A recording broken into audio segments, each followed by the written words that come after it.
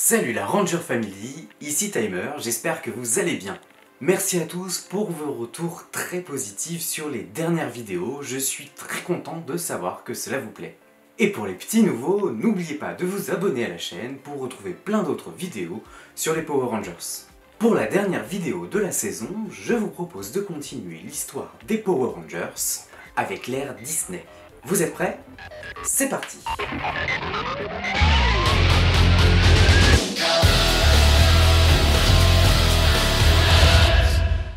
Dans la précédente vidéo, on avait abordé le début de la franchise Power Rangers avec l'ère Saban. Si vous ne l'avez pas vu, je vous mets le lien en description. En 2002, après le rachat de la franchise Power Rangers, Disney décide d'annuler tout bonnement la série. Et oui, tout aurait pu s'arrêter en 2002. D'ailleurs, si vous vous souvenez du titre du dernier épisode de Power Rangers Force Animale, c'était très clairement un clin d'œil à la fin de la série. Finalement, Disney est revenu sur sa décision, persuadé de pouvoir produire la série à moindre coût en déplaçant toute la production en Nouvelle-Zélande. Et 20 ans plus tard, on vient d'apprendre qu'Hasbro a décidé d'arrêter la production de Power Rangers en Nouvelle-Zélande. Le lieu de tournage des prochaines séries n'est pas encore connu. De plus, de nombreux membres de l'équipe de production ont décidé de quitter le projet, notamment Jonathan Tsakhor. Par conséquent, la société MMPR Productions qui gérait les droits de la série a été dissoute. L'ère Disney peut alors commencer. La première saison produite par Disney et la 11e saison de la franchise est intitulée Power Rangers Force Cyclone. Elle est basée sur le Sentai Hurricaneger. N'ayant aucune connaissance dans la franchise, Disney fait appel à d'anciens membres de l'équipe de production. Douglas Sloan, réalisateur et scénariste, et Ann Osten, productrice. Ils étaient là au tout début de la série et sont partis au milieu de la saison Power Rangers Turbo. Avec eux, d'autres personnes familières de l'univers Power Rangers sont revenues, Jackie Marchand en tant que chef scénariste, ou encore Koyoshi Sakamoto à la tête de l'équipe de cascadeurs Alpha Stunt. Après 2 saisons avec des thématiques fortes et dramatiques, Power Rangers Force Cyclone a ramené un petit peu de légèreté à la franchise Power Rangers. Ce qui a pu être mal perçu par certains fans qui ont regretté un petit peu cette direction. J'en avais assez d'avoir l'air trop sage, j'ai pensé que cette tenue était flatteuse. Malgré tout, c'est une saison qui innove puisque c'est la première fois que l'équipe de base n'est composée que de 3 membres. Jusque-là, ils ont toujours été 5 Rangers. Et ils deviendront rapidement 5 avec l'intégration des Rangers Tonnerre, puis 6 avec l'arrivée du Ranger Samouraï Vert.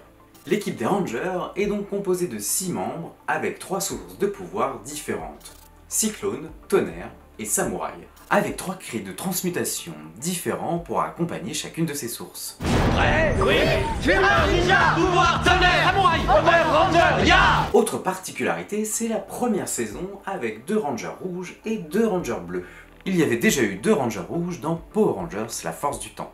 Lorsque l'histoire de Power Rangers Force Cyclone a été construite, l'idée était de laisser le passé derrière et de décorer les 7 saisons de toutes les autres. Cela se concrétise dès le premier épisode, lorsque Dustin dit que les Power Rangers n'existent que dans les bandes dessinées. Vous devriez essayer de lire de nouvelles BD, c'est inquiétant. Les Power Rangers, mais c'est n'importe quoi. Ce qui a valu quelques messages peu sympathiques de la part des fans. Surtout qu'en plus de cela, Force Cyclone était la première saison à ne pas proposer d'épisode team-up avec l'équipe précédente, renforçant ainsi l'idée que cette saison est complètement séparée du reste de l'histoire.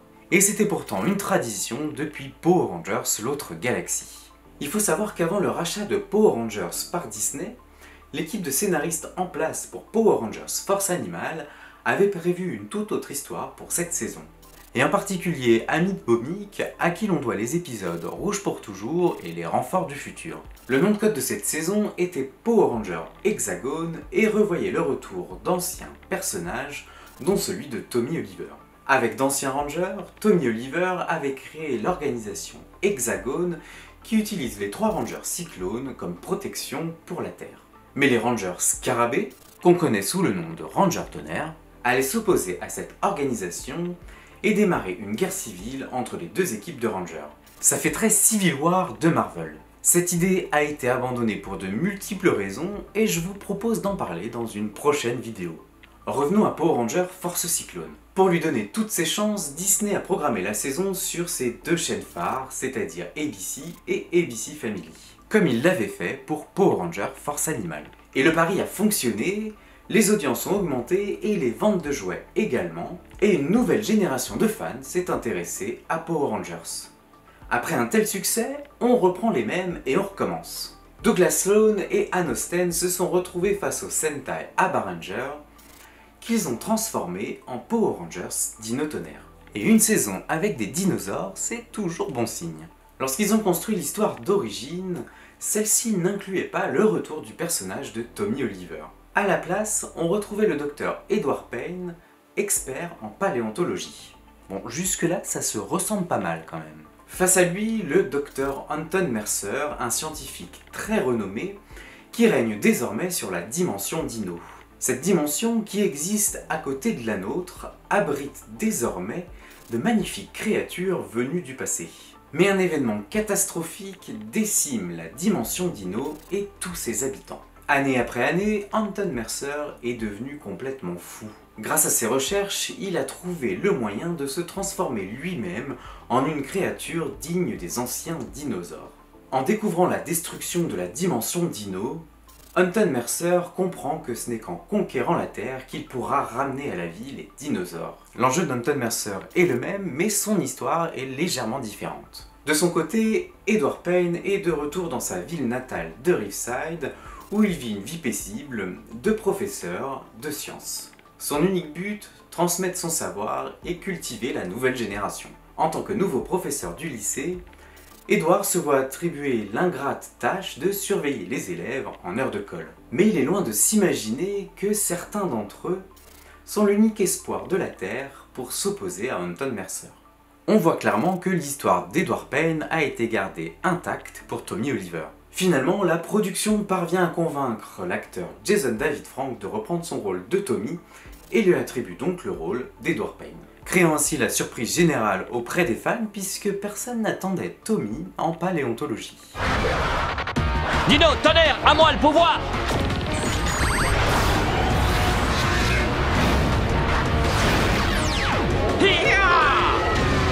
Dino, tonnerre! Le retour de Tommy a permis de faire revenir les fans de la première heure tout en continuant de créer une nouvelle vague de fans. Après les nombreuses critiques auxquelles il a dû faire face pour Force Cyclone, Douglas Sloan a revu sa copie pour Dino Tonnerre. Et ça valait mieux pour lui. Dès le premier épisode de la saison, il la relie immédiatement avec Force Cyclone. Quand les Biozords sèmeront la panique dans toute la ville, tu déclencheras une attaque aérienne.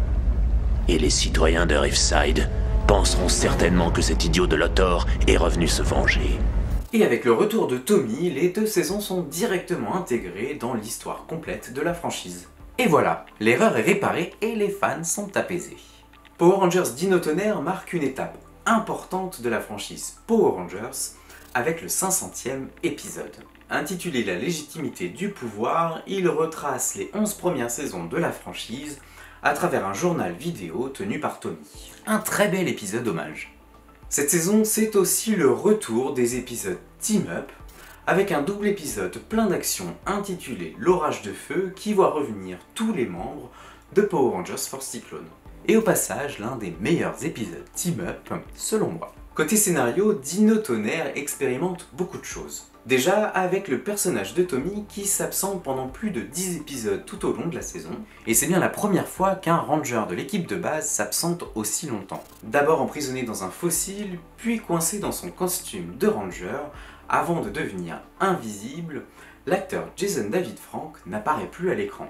C'était une demande spécifique de l'acteur pour pouvoir passer un petit peu de temps avec sa famille. A son retour, Tommy affronte toutes ses anciennes formes de ranger dans un épisode mémorable intitulé Le Battant. On notera que sa forme de Turbo Ranger rouge a été mise de côté et c'est quelque chose qui reviendra très souvent dans la suite de la franchise. Et Dino Tonnerre, c'est aussi la première saison à reconnaître directement ses origines Super Sentai. L'épisode Comparaison n'est pas raison met en scène une série japonaise basée sur les exploits des Power Rangers. Oh, c'est fou! Oui, c'est nous! Ça a pas été filmé ici, et puis qu'est-ce qu'ils savent des Power Rangers au Japon? Un petit retournement de situation, mais un joli clin d'œil aux origines de Power Rangers. En 2004, une nouvelle saison de Power Rangers prépare sa production. Il s'agit de Power Rangers SPD, appelé Super Police Delta en français.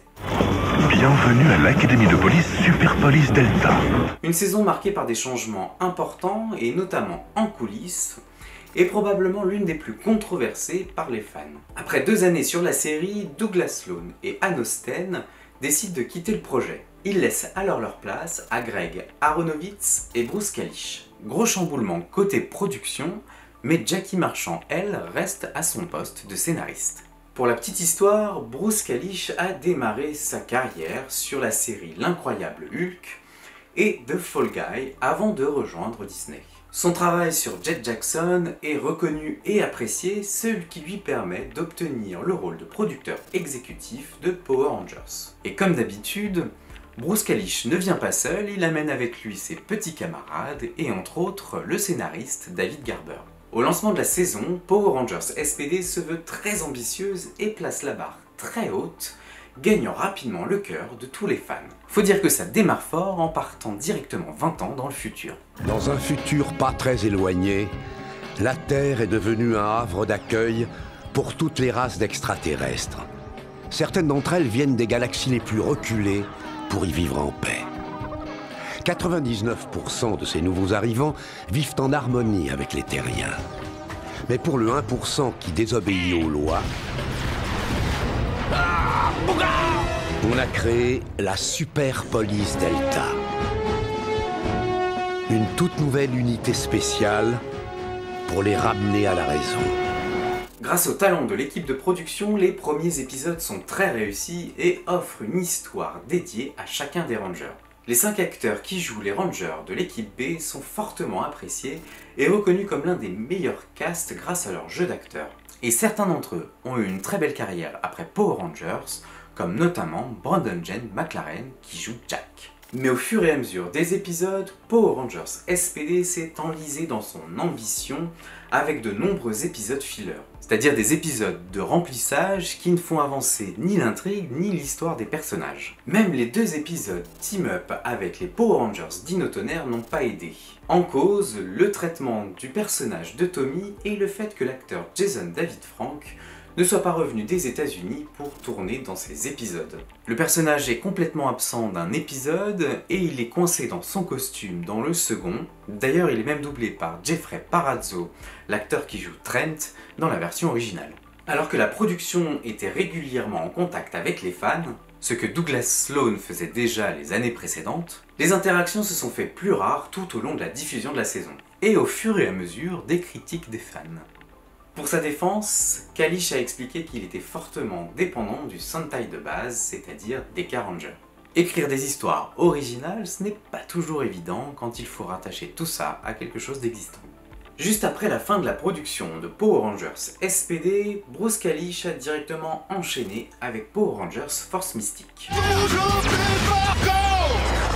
Désormais plus familier avec les méthodes de production de la franchise, il fait le choix d'avoir une saison plus fantastique avec de la magie et des monstres mythiques, puisque le Sentai de base Magi Ranger embrasse complètement cette thématique. Il prenait alors peu de risques en créant Briarwood et la Forêt Enchantée, des éléments exclusifs à Power Rangers. Pour la première fois, le casting des Rangers est entièrement néo-zélandais ou australien, alors que jusqu'ici il y avait au moins un acteur américain. Et pour la petite histoire, on a demandé aux acteurs de prendre un accent américain, sauf à l'acteur Richard Brancatizano qui joue Xander, parce que son imitation était pas bonne du tout. Non, il y a une autre option, le plan Xander. Discuter tranquillement. 2 acteurs sont de retour dans cette saison. John Tui, qui incarne Daguerron, il jouait le rôle de Doggy Kruger dans Power Rangers SPD. Bon, et cette fois-ci, on a la chance de voir ses expressions faciales. Et Antonia Preble, qui incarne Claire, elle était déjà apparue dans un épisode de Power Rangers Dino Tonnerre et avait prêté sa voix au personnage de Nova dans Super Police Delta. Les décors de la saison sont à inscrire parmi les plus beaux de la franchise, que ce soit leur base ou même la Forêt Enchantée. Bienvenue dans mon royaume. C'est vraiment super, moi j'adore. La bataille finale de la saison Power Rangers Super Police Delta a fait exploser le budget, provoquant quelques restrictions budgétaires pour Force Mystique. Rappelez-vous, le combat est original et entièrement en images de synthèse. Disney, ne souhaitant pas répéter la même erreur, a ordonné à la production d'utiliser un maximum d'images du Sentai Magi Ranger pour pouvoir réduire les coûts. D'ailleurs, à partir de Force Mystique, les saisons sont uniquement composées de 32 épisodes au lieu de 38 depuis Force Cyclone. Malgré cette obligation, Power Rangers Force Mystique délivre une saison intense dans de très jolis épisodes. Et mes préférés sont les 3 parties de la Victoire des Ténèbres. Sublime. Je suis le grand génie de Genji et je t'offre un aveu. Comme je vais le regretter. Je souhaite que les Power Rangers de la Force Mystique n'aient jamais existé. Non, non. Dans les 2 derniers épisodes de la saison, un nouveau personnage est intégré. Il s'agit de la Mère Mystique, jouée par l'actrice japonaise Machiko Soga. Et pour ceux qui ne l'auraient pas reconnue, il s'agit de l'actrice qui joue également le rôle de Rita Repulsa. Alors que dans Magi Ranger, il n'y a aucun lien entre ces 2 personnages, les scénaristes de Power Rangers ont décidé de les lier en faisant de la Mère Mystique la version purifiée de Rita Repulsa. C'est un joli clin d'œil à l'actrice qui s'est éteinte lors de la production de Power Rangers Force Mystique. Si vous voulez en savoir plus sur Rita Repulsa et la Mère Mystique, je vous mets en description le lien vers la vidéo sur l'histoire de Rita. En 2006, la saison Power Rangers Opération Overdrive entre en pré-production. Et à ce moment-là, elle est nommée Power Rangers Drive Force. Cette saison est très attendue par les fans car elle célèbre les 15 ans de la franchise. En juillet 2006, le logo fuite sur le forum Funaroboard et on se rend compte rapidement que le logo est très proche de celui du Sentai Bookenger, dont il va tirer ses images. D'après Jackie Marchand, devenue coproductrice sur cette saison, Power Rangers Opération Overdrive a été pitché à Disney comme une sorte d'Indiana Jones, avec un nouveau lieu exotique à chaque nouvel épisode. La couronne Aurora. La voilà. Je l'ai trouvée.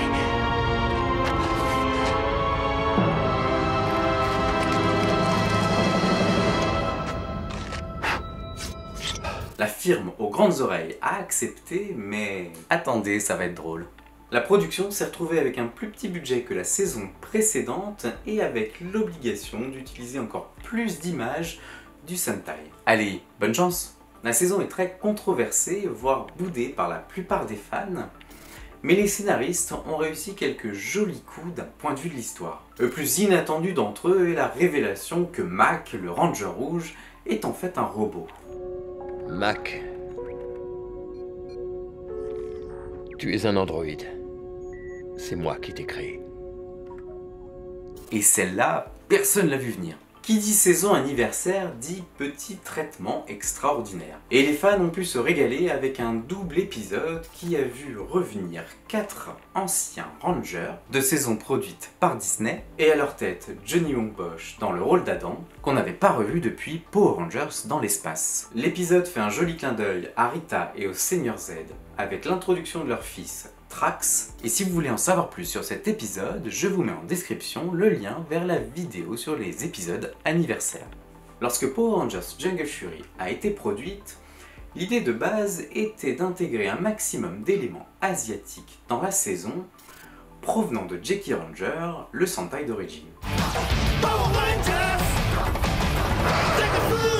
C'est ainsi que la technique du Paisuk a été créée, un art martial fictif combinant la méditation, le kung-fu et le karaté, finalement assez proche de ce qu'on pouvait retrouver dans Jackie Ranger.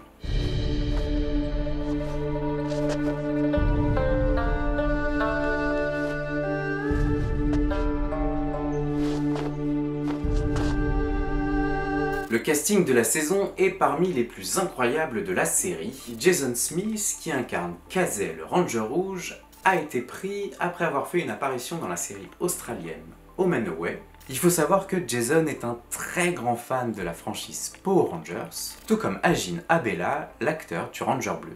Anna Hutchison, qui incarne Lily la Ranger Jaune, est une athlète expérimentée en kickboxing et boxe traditionnelle. Et elle plaisante pas. D'ailleurs, elle connaissait déjà Koyoshi Sakamoto qu'elle avait rencontré lors d'un autre tournage. Nikolai Nikolaev, qui incarne Dominique, le ranger Rhino, a réalisé lui-même la plupart de ces cascades. Et vous l'avez probablement vu dans la série Crash Zone. B.D. Skinner, qui incarne Jarod, faisait ses tout premiers pas devant la caméra avant de connaître une très belle carrière à la télévision. Holly Shannon n'est pas étrangère de l'univers Power Rangers puisqu'elle interprétait Lily dans Power Rangers Force Mystique et a été reprise dans Jungle Fury en tant que Camille. Et enfin David Delautour, qui incarne RJ le Ranger Loup, lui avait passé les auditions pour le rôle de Tyson dans Power Rangers Opération Overdrive. D'ailleurs, en parlant de RJ, il a été conçu comme un mentor hors norme, loin des Zordon et autres mentors beaucoup plus sages. Les Power Rangers ne font pas partie de l'ordre de la Griffe, mais j'ai pensé qu'on avait besoin de toutes nos forces pour affronter ce Daichi. Et je connaissais quelqu'un qui connaissait quelqu'un, dont la cousine connaissait un employé bien placé, qui avait des relations intéressantes. Alors finalement, tout le monde y a mis un peu du sien, et voilà. Vos morpheurs. C'est pour ça qu'il opère dans une pizzeria, dans un duplex déjanté, loin des autres centres d'opération un peu plus basiques. Et pour la petite histoire, les 2 étages de la pizzeria sont en fait sur le même plateau de tournage, les escaliers étaient faux. Power Rangers Jungle Fury est une très belle saison qui a quand même dû faire face à 2 événements perturbateurs. Tout d'abord, la grève des scénaristes qui a forcé la production à bâcler quelques épisodes pour pouvoir les réaliser. Mais ce n'est finalement pas le plus important, car Jungle Fury devait être la dernière saison de Power Rangers. Disney avait en effet pris la décision d'arrêter tout simplement la série. Mais devant remplir des obligations contractuelles, Disney était obligé de créer une saison supplémentaire, qui sera cette fois-ci bel et bien la dernière. Et c'est ainsi que Power Rangers RPM est né. Un virus informatique a construit une armée de soldats robotisés et a pris le contrôle de notre planète. Il reste un dernier refuge dans lequel l'humanité s'est repliée, la cité Dôme de Corinthe. Et il ne nous reste plus qu'un ultime espoir, les Power Rangers. Après 4 brillantes saisons, Bruce Kalish est parti du projet pour se concentrer sur Aaron Stone et a laissé sa place à Eddie Guzelian qui avait travaillé sur American Dragon et Kim Possible. Et c'est la première fois qu'il travaillait sur une série live-action. Eddie a formé une toute nouvelle équipe de scénaristes tout en gardant John Telgen qui était là depuis plusieurs années et aux côtés de Jackie Marchand qui est devenue productrice. Côté casting, il faut savoir que Milo, qui interprète Ziggy le Ranger Vert, n'avait pas été sélectionné. C'est Eddie Guzelian lui-même qui a demandé à le revoir et à le prendre dans le rôle. Et entre nous, ça aurait été vraiment dommage de se passer de cet acteur. Tu vois, quand Ziggy promet une chose, Ziggy tient sa promesse. La cité Dôme de Corinthe. Daniel Ewing, qui interprète Dylan le Ranger Noir, avait passé les auditions pour Power Rangers Jungle Fury avant d'être pris sur RPM. Et à la base, il voulait être le Ranger Rouge. Mike Jean avait passé les auditions pour le Ranger Vert, mais il avait été retenu pour les rôles soit du Ranger Rouge, soit du Ranger Bleu. Et finalement, il incarne Jem, le Ranger Doré. Nous, on tire d'abord et... Ensuite, on pose les questions.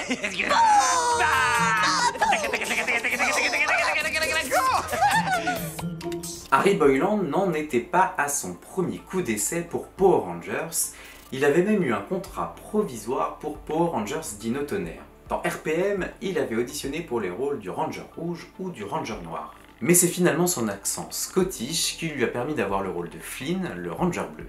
Rouge, c'est la perfection faite homme. Noir, c'est le beau ténébreux mystérieux. Vert, c'est le comique de service. Et jaune, eh bien, c'est la fille. Et toi alors, j'arrive pas très bien à te situer. Je suis l'Écossais! Complètement étranger à la production de Power Rangers, Eddie Guzelian se lance dans un énorme projet pour transformer Go-Ranger en Power Rangers RPM. Il écrit alors une histoire à l'opposé même de l'humour du Sentai, plaçant la saison dans un décor apocalyptique. Et je vous rappelle quand même que les Zords ont des gros yeux. Comment ça, je ne vois pas quels yeux? Et ils sont juste là, à l'avant de nos Zords? Ce ne sont pas des yeux, ce sont des capteurs optiques qui vous renvoient les images sur les CTH dans les cockpits. Mais quelques mois après le début de la production, Jackie Marchand quitte le projet. Selon les rumeurs, elle aurait été virée. Peu de temps après, c'est au tour d'Eddie Guzelian d'être remercié et il est remplacé par Jude Lynn, qui était parti au moment de Power Rangers La Force du Temps. La production est complètement chamboulée, mais la qualité est quand même au rendez-vous. De nombreux fans la considérant même comme l'une des meilleures saisons de Power Rangers. Déterminé à en finir avec Power Rangers, Disney cache la saison dans sa grille de programmation, certains épisodes n'ayant été diffusés qu'une seule fois. Et la France ne fait pas exception, étant donné que le contrat avec TF1 est sur le point de s'achever, la chaîne ne diffuse pas la saison sur son antenne. Seul Disney XD propose Power Rangers RPM au complet, bien que sa mise en avant soit assez minime. Pour les plus curieux, je vous mets en description le lien vers la vidéo où je vous parle des coulisses de la saison Power Rangers RPM.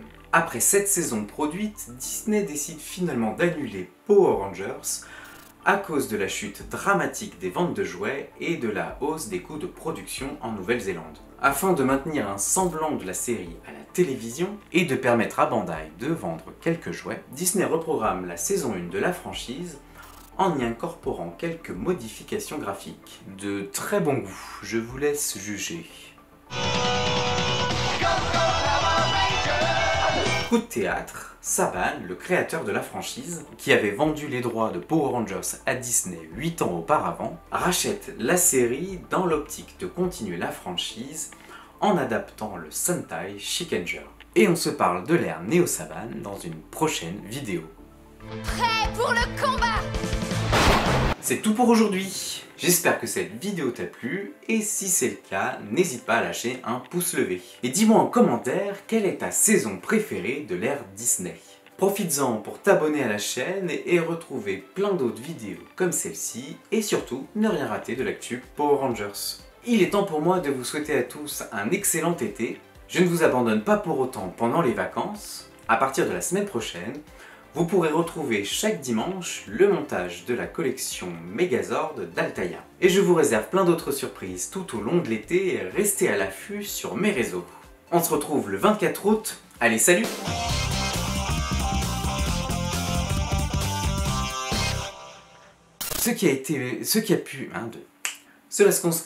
De fans, hein. Non, c'est pas du tout ce que j'ai écrit. Et certains d'entre eux ont connu une très belle qui a forcé en y incorporant quelques